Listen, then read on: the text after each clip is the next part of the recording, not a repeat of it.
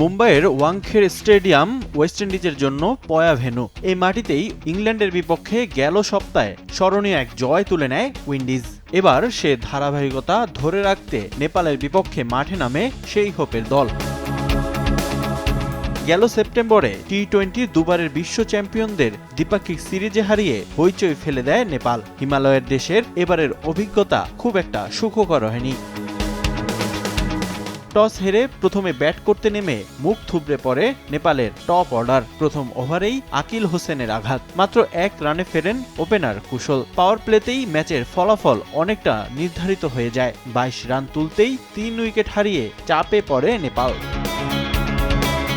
Middle অর্ডারে প্রতিরোধে ব্যর্থ এক দীপেন্দ্র সিং ছাড়া সবাই ব্যস্ত ছিলেন প্যাভিলিয়নে আসা যাওয়ায়। 73 রানে 6 উইকেট হারায় নেপাল।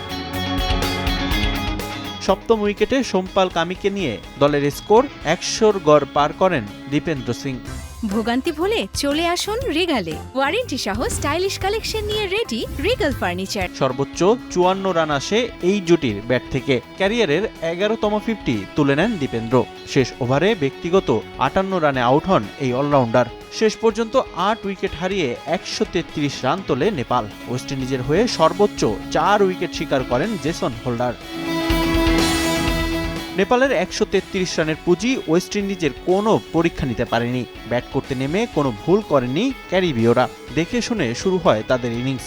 উদ্বোধনী জুটিতে উইন্ডিজ পায় 43 রান। ব্যক্তিগত 22 রানে ফেরেন ব্রেন্ডন কিং। এরপর হেটমায়ারকে নিয়ে বড় জুটি গড়েন সেই হোপ। এই দুই ব্যাটারের আগ্রাসী ব্যাটিংয়ে জয়ের আভাস পায় ওয়েস্ট ইন্ডিজ। একের পর এক বাউন্ডারি, ওভার বাউন্ডারিতে দ্রুত জয়ের পথ সহজ করেন তারা। সেই হোপ চলতি বিশ্বকাপে তুলে নেন প্রথম হাফ সেঞ্চুরি। হেটমায়ার অপরাজিত থাকেন 46 রানে। শেষ পর্যন্ত 9 উইকেট আর 22 বল হাতে রেখে জয় নিশ্চিত করে উইন্ডিজ।